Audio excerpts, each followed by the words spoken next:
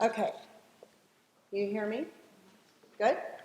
All right. In a former life, I had to project as a performer to hit the backstage, so using this microphone is a little foreign to me.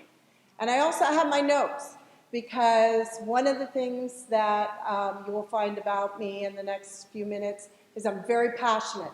And through that passion, I might lose my place. So I'm going to depend on my notes.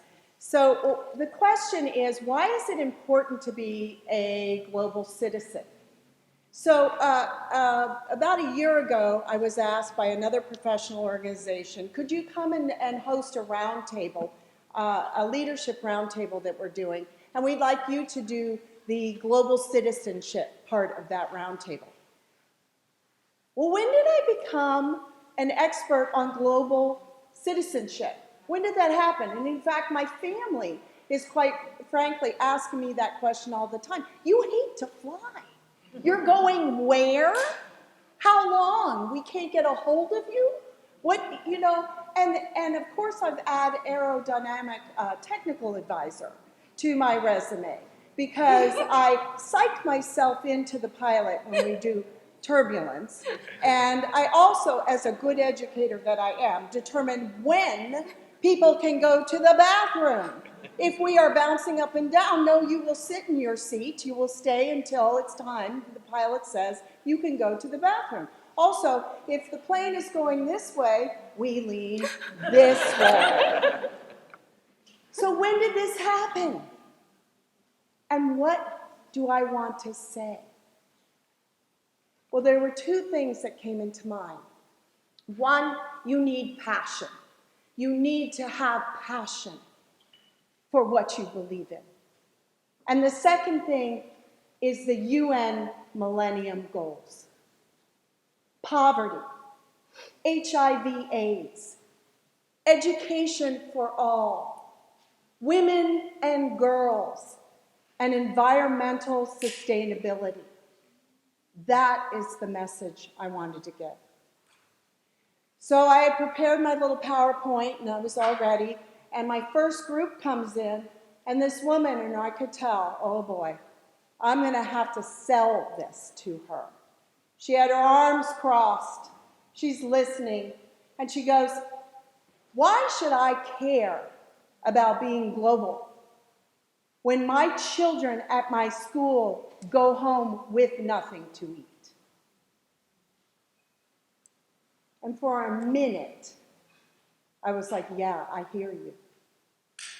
But global isn't something you do after your own house is in order. Global is something you do from the get-go. You don't become global, you are global. It is a different world than when I grew up, but it is really very much the same.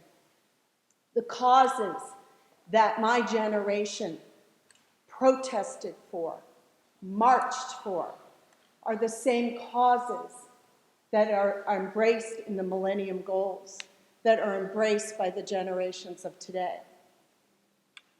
My husband keeps going every time I go overseas with my passport, and he goes, no, Norma Ray, please, no, Norma Ray. And if you don't know who Norma Ray is, she was a rabble-rouser in her own factory who fought for union membership. And there's a very famous movie with Sally Field, and she stands with this huge sign saying, union! And she gets carted off and arrested. But the whole factory puts down their work and marches out after her. No babies. You are not coming back with babies, and you are not getting arrested. Because I go to countries and I go, we need to rise up, because that's what my generation demanded. But that's not always probably the politically correct thing to do.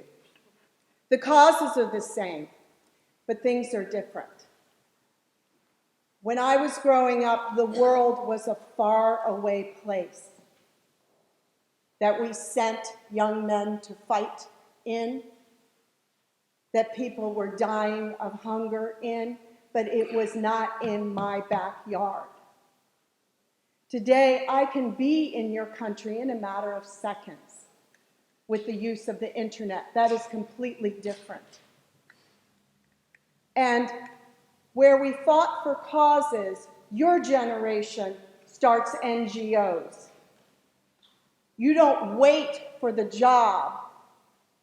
You create the job, and you make a difference. I can see that through the work I've done in Serbia with NGOs, and I can see that through Projects for Haiti. I am amazed at the work of Projects for Haiti, because it's not about service learning, it's about building infrastructure, and education is the key.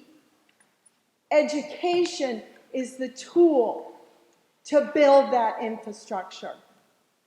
We were at an educational conference for 400 Haitian educators in Cap-Haitian. A week before, they were burning tires in the street because they had not been paid in 6 to 12 months. And I am coming as a special educator to say, I want you to do more with less. I want you to include a special education child in your classroom. Children with disabilities don't necessarily survive their infancy or their childhood in many countries. It is a demand that one Haitian teacher came up to me and said, "Thank you for reminding me what I knew I was already supposed to do." The causes are the same, but they're also coming back around. I brought 2 children into the world. My second child was born with a disability. So it is through that my passion comes out to include him, to include all children with disabilities. And I didn't realize that with these 2 children, both of them have challenges. Because my first child, who graduated from the University of Florida just down the street, cum laude, I might add, was born a woman. Do you think women have the same rights in this country? No. Are they paid the same in this country? No. Is it part of the political platform of the governor's race to have equal pay for equal jobs? Yes. There is a reason for that. Educating a girl in the world will take care of HIV/AIDS infection, will take care of poverty in her family, in her community, in her country, will take care of the amount of girls who are being sex slaves and the sex trade. We stand on the shoulders of great global leaders. Some of them I was privileged as a child to hear. Martin Luther King, Margaret Mead, Mother Teresa, and now a little girl who all she wanted to do was go to school is the Nobel Peace Prize winner. We stand on the shoulders of children who are standing up and demanding that we be global. Why is it important? I live in a world, not a country. What is outside my window is probably the same outside yours. Whether you are in Orlando, whether you are in Haiti, whether you are in Africa or the Middle East, China, poverty is poverty. HIV/AIDS is HIV/AIDS. Education for all means education for all.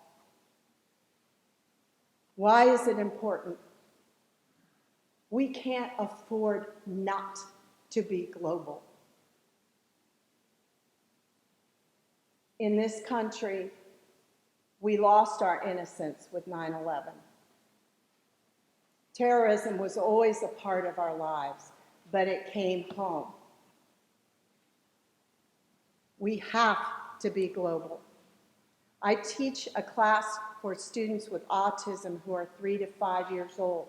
I have a student from Guatemala. I have a student from Puerto Rico. I have a student from Haiti. I have a student from Morocco. And most recently, I have a student from a refugee camp in Syria. I am global. I don't have to become global. I am global. So there's another great leader. You see him on coffee cups and t-shirts, but his message is most powerful. Why do we need to be global citizens? Because you need to be the change that you expect to see in the world. Thank you.